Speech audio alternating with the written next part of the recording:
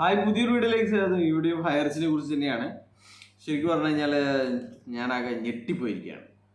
എന്ന് വെച്ച് കഴിഞ്ഞാൽ ഇവർ നമ്മുടെ ആ സീക്രട്ട് മനസ്സിലാക്കിയിരിക്കുന്നു. ആരാണ് ഈ ഹയറിച്ച് എന്ന മണി ചെയിൻ കമ്പനിക്കെതിരെ പ്രവർത്തിക്കുന്നതിന് ഫണ്ടിങ്, ആരാണ് ഫണ്ടിങ് എന്നുള്ള കാര്യങ്ങൾ ഇവർ കണ്ടുപിടിച്ചിരിക്കുന്നു. കൊട്ടേഷൻ എന്ന് പറയുന്ന ആ ഓനൊക്കെ ഉണ്ടല്ലോ, അപ്പോൾ ഓനായിരിക്കാം ചിലപ്പോൾ ഇതിൻ്റെയൊക്കെ പിന്നിൽ. അപ്പോൾ ആരാണ് ഈ കൊട്ടേഷൻ കൊടുത്തത് എന്നുള്ള സംഭവങ്ങൾ ഇവർക്ക് ഏതാണ്ട് പിടികിട്ടിയിരിക്കുന്നു. അത് ഇനിയിപ്പോൾ നിങ്ങൾക്ക് ചിലപ്പോൾ അറിഞ്ഞിട്ടുണ്ടാവും, ചിലപ്പോൾ അതുകൊണ്ട് നമ്മളിപ്പം മറച്ചു വെക്കുന്നില്ല. ഫിജിക്കാർട്ട് കമ്പനിയാണ് അത്രേ പൊട്ടിപ്പൊളിഞ്ഞ ഫിജിക്കാർട്ട് കമ്പനിയാണ് അത്രേ പിന്നെ ഇതിൻ്റെ കൊട്ടേഷൻ തന്നിരിക്കുന്നത്. അപ്പോൾ അവർക്ക് ഇത് വന്നതുകൊണ്ട് അവർക്ക് പ്രവർത്തിക്കാൻ പറ്റുന്നില്ല എന്നുള്ള കാര്യങ്ങളാണ്. സത്യം പറഞ്ഞു കഴിഞ്ഞാൽ ഫിജിക്കാർട്ടിൻ്റെ ആ ഒരു 2021-22 ആകുമ്പോഴേക്കും തന്നെ അതിൻ്റെ വെടി തീർന്നതാണ്. അതിന് വേറെ ആരെയും കൊണ്ടല്ല അങ്ങനെയായത്, അതിൻ്റെ പ്രവർത്തനം അങ്ങനെ ആയതുകൊണ്ടാണ്, അതിൻ്റെ ലീഡർമാർ അങ്ങനെ ആയതുകൊണ്ടാണ് ആ ഫിജിക്കാർട്ട് എന്ന് പറയുന്ന സംഭവം അത് ഇപ്പോഴത്തെ ഈ ദീർഘശ്വാസം വലിക്കുന്നത്. വലിയ ലീഡർമാരെല്ലാവരും പോയി പല റാങ്കുകളിലെത്തിയ വലിയ റാങ്കുകളിലെത്തിയ മാസം ശമ്പളം കിട്ടുന്ന ആ റാങ്കുകളിലേക്ക് എത്തിയ ആൾക്കാരെയൊക്കെ നിർത്തി വേറെ പണിക്ക് പോയി. നമ്മുടെ സിഇഒവും മറ്റു എല്ലാവരും, ഈ കമ്പനിയുടെ തുടക്കം മുതലേ ഉണ്ടായിരുന്ന ആൾക്കാരെല്ലാവരും പിരിഞ്ഞ് വേറെ ഷാമ്പുവും പേസ്റ്റെല്ലാം വിൽക്കാൻ വേണ്ടിയിട്ടുള്ള പുതിയ കമ്പനി തുടങ്ങി. അപ്പോൾ അവരാണത്രേ ഹൈറിച്ചിനെതിരെ കളിക്കുന്നത്, അവരാണ് ഫണ്ടിങ് തരുന്നത്. എനിക്ക് തോന്നുന്നു നമ്മളെ അറിയായിട്ടാണ്.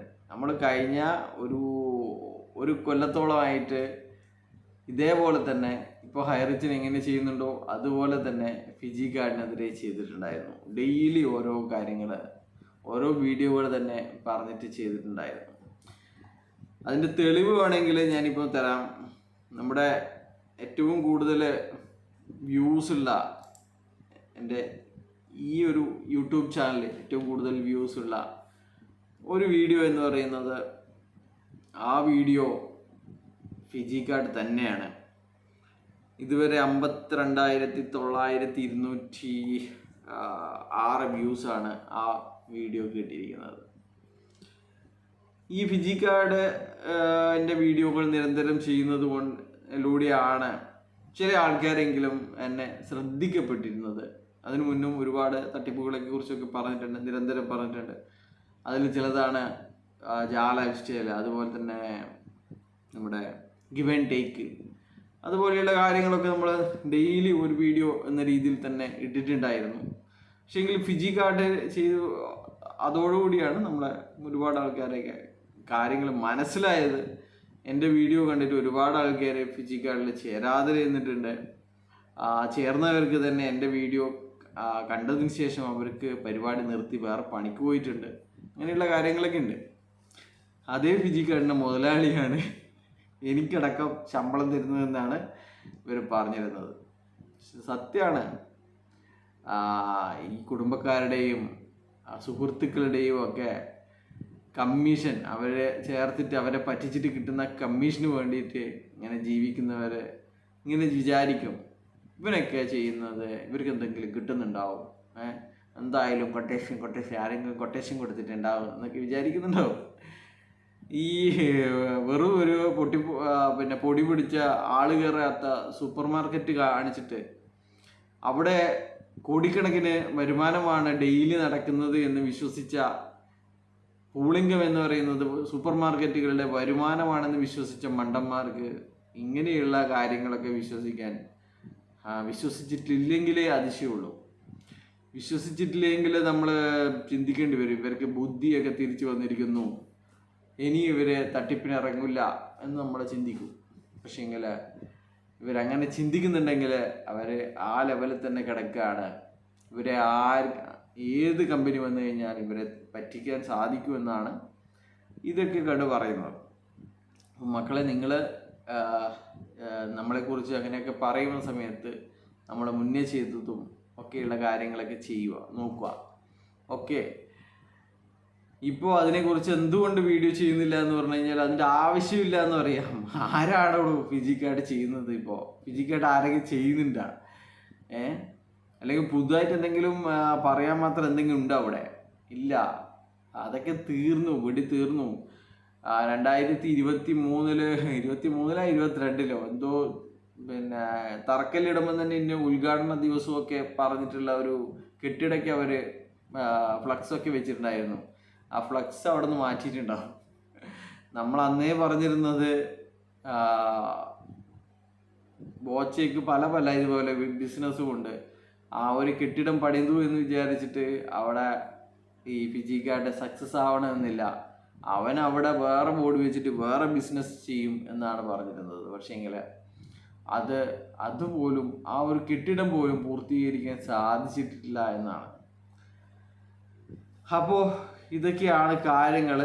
നിങ്ങളിങ്ങനെ മണ്ടന്മാർ പല കാര്യങ്ങളും ഇങ്ങനെ വിചാരിച്ച് കൊണ്ടിരിക്കും. ആരാണ് കൊട്ടേഷൻ കൊടുത്തത്, ഇവിടെ നിന്നാണ് കൊട്ടേഷൻ കിട്ടിയത്, ഏത് കമ്പനിയാണ് ഇവർക്കൊക്കെ ഫണ്ടിങ് കൊടുക്കുന്നത് എന്നുള്ളത്.